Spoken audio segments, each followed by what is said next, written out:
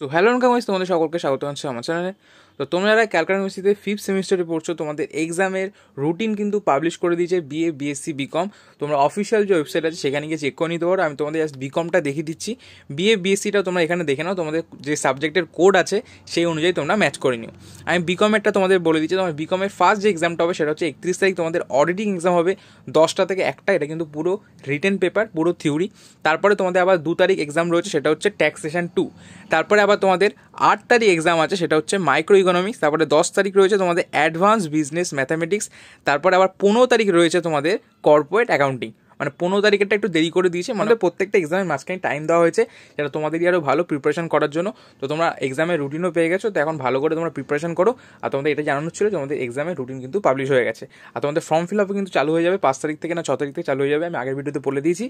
তো আজকে এই ভিডিও এটুকু রাখছি। ভিডিওটা ভালো লাগলে অবশ্যই একটা লাইক করবে, আর চ্যানেল প্লিজ চ্যানেলটা সাবস্ক্রাইব করে দেবে। দেখা হচ্ছে পরবর্তী জন্য।